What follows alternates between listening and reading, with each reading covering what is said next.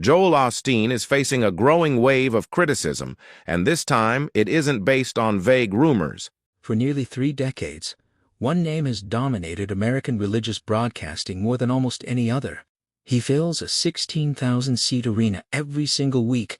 He sells millions of books. He appears on morning shows, late-night podcasts, and magazine covers with a smile that never seems to fade. His name is Joel Osteen, and to millions of people around the world, he is the most recognizable face of Christianity in America. But behind the smile, behind the perfectly tailored suits and the packed stadium services, something has been shifting, slowly, and then not so slowly. The story around Joel Osteen has started to change. What was once a narrative of unstoppable growth and universal charm has become something messier, a story shadowed by tragedy, by public skepticism, by loss, and by a growing chorus of voices asking whether the empire he built is as solid as it looks. This is the story of how things stopped looking so good for Pastor Joel Osteen, told through what has actually happened, in his own words and in the words of those around him. To understand how far the ground has shifted, it helps to remember where Joel Osteen came from. He was never supposed to be the face of Lakewood Church. His father, John Osteen, founded Lakewood in 1959 in a rundown feed store in Houston, Texas, and built it over decades into one of the largest congregations in the country. Joel, for most of his early adult life, stayed behind the camera. He produced his father's television broadcasts. He avoided the pulpit. By his own account, he had no intention of ever becoming a preacher himself. That changed in January of 1999. John Osteen died suddenly, and just days later Joel delivered his first sermon. He has said publicly that he was terrified, that he did not consider himself a natural speaker, and that he almost declined to take over the church at all. What followed instead was one of the fastest rises in modern American religious history. Within a few years, Lakewood outgrew its original building. In 2005, the church moved into the former Compaq Center, a 16,800-seat arena that had once been home to the Houston Rockets, after a lengthy and expensive renovation. Osteen's sermons, delivered with a folksy, relentlessly positive style built around messages like "Your Best Life Now," became a global media phenomenon. His broadcasts reach an estimated tens of millions of viewers across more than 100 countries. His books have sold in the tens of millions of copies. For a long time, the story of Joel Osteen was simply a story of success.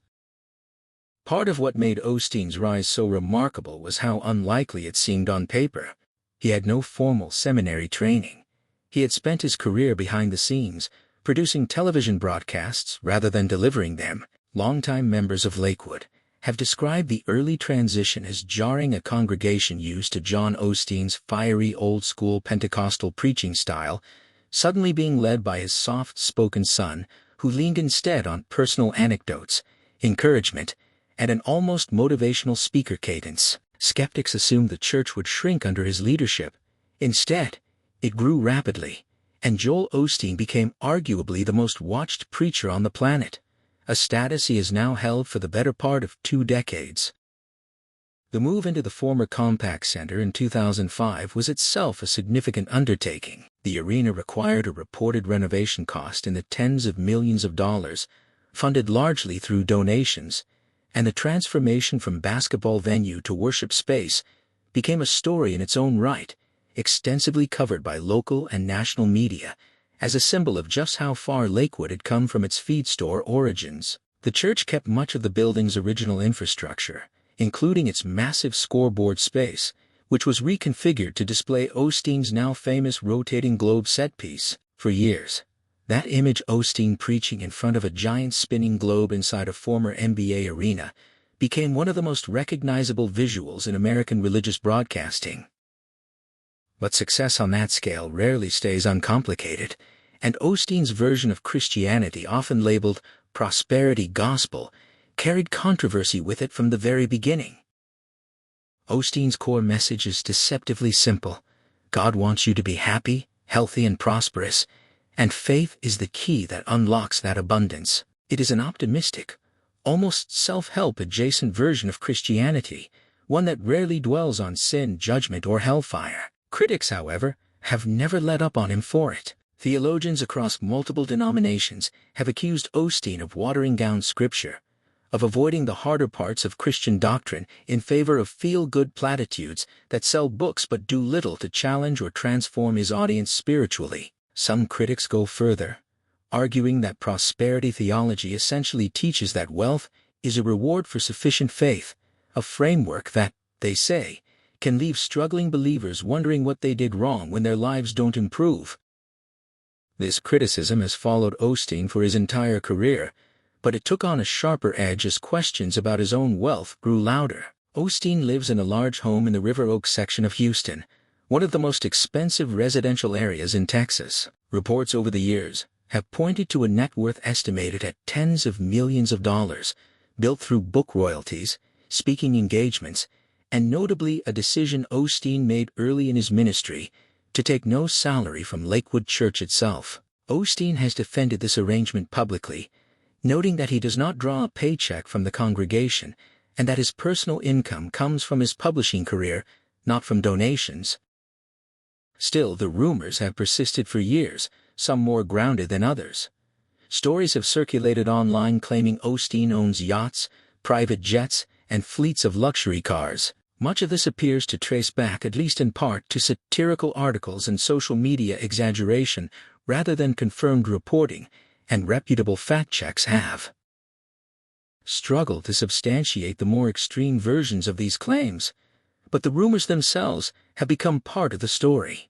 In a widely circulated moment on Logan Paul's Impulsive podcast, co-host Mike Majlak directly asked Osteen, on camera, about the Bentleys, the yachts, the jets, attributed to him, while Paul jokingly asked for a ride in one. The exchange, watched by millions online, captured something important. Whether or not the rumors are true, they have become inseparable from the public's perception of who Joel Osteen is.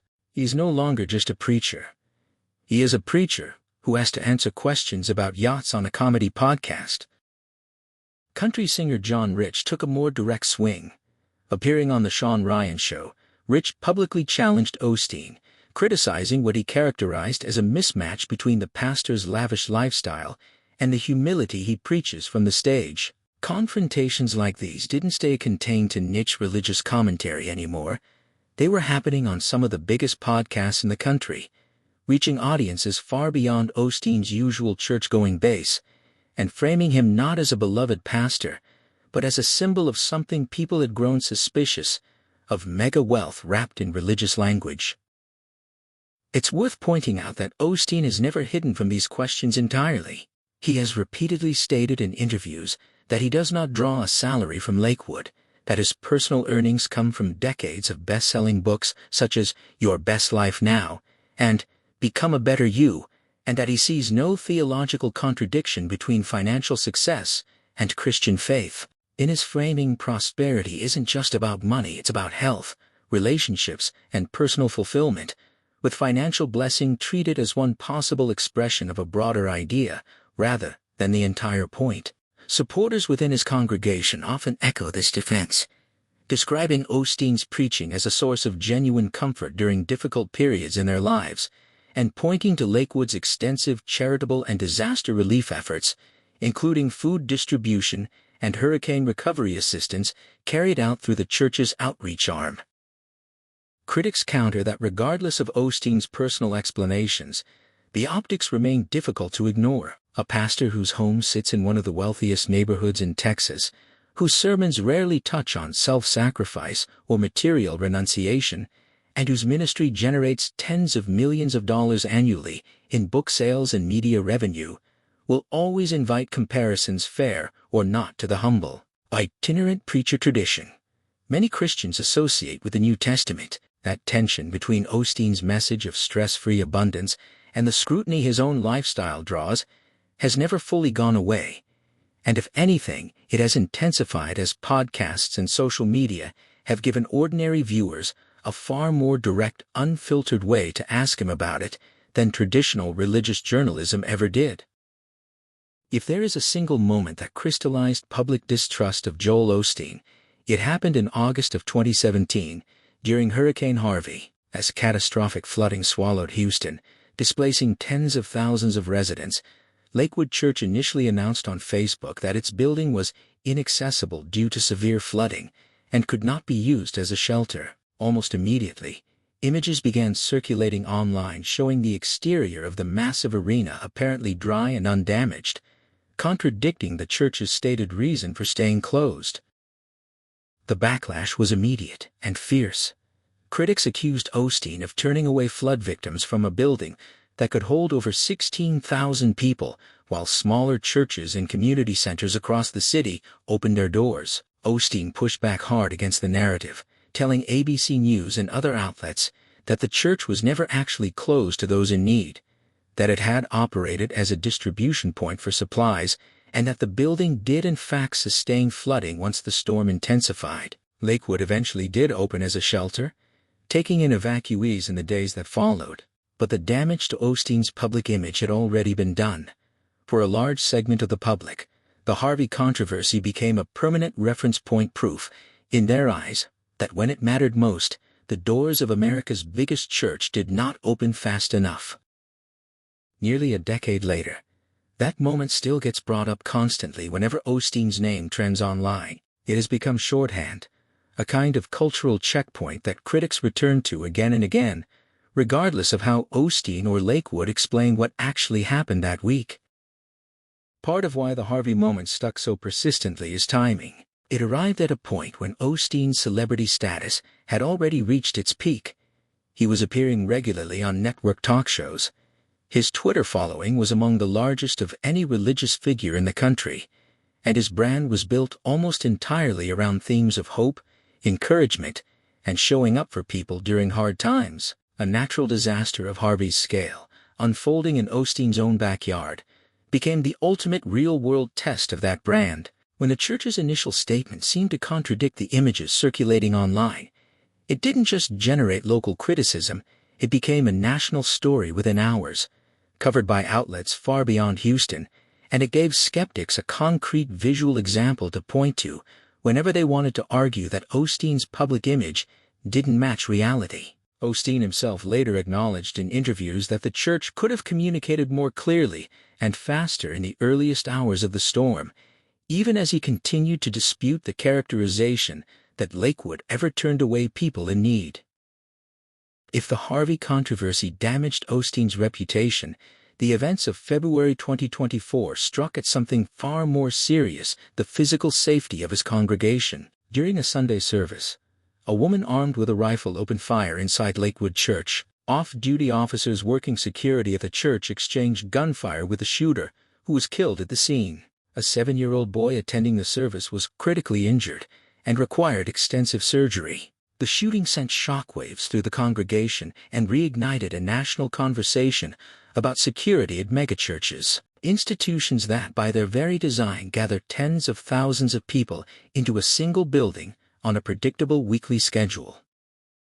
The investigation that followed reportedly examined the shooter's background, including documented mental health struggles and prior domestic disputes, but the incident left a lasting mark on Lakewood, regardless of motive. For a congregation and a pastor whose entire public identity is built around messages of safety, positivity, and divine protection, having gunfire erupt inside the sanctuary itself was a uniquely painful contradiction. The violence did not end there. Later that same year, around the Christmas Eve service, a man was arrested after allegedly threatening to release a chemical agent inside the church during worship. Houston authorities took the threat seriously enough that it reportedly led to a federal terroristic threat charge against the individual involved. Whatever the ultimate legal outcome, the message to Lakewood staff, security team, and congregation was unmistakable. The building had become a target, whether due to its size, its visibility, or the sheer symbolic weight of Osteen's public profile.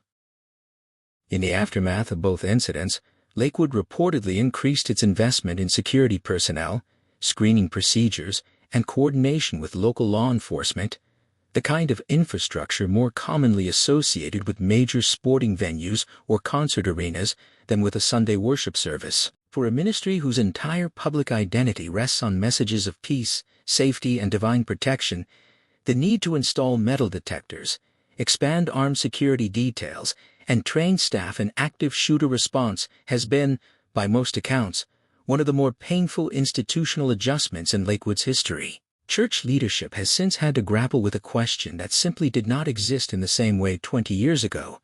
How do you protect 16,000 people gathered under one roof every single week, indefinitely, while still presenting the church as an open, welcoming space rather than a fortress?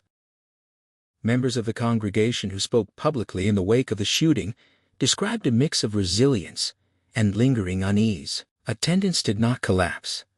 Lakewood continued to draw large crowds in the following weeks, but the sense of Sunday service as an unequivocally safe refuge had been shaken in a way that no sermon alone could fully repair.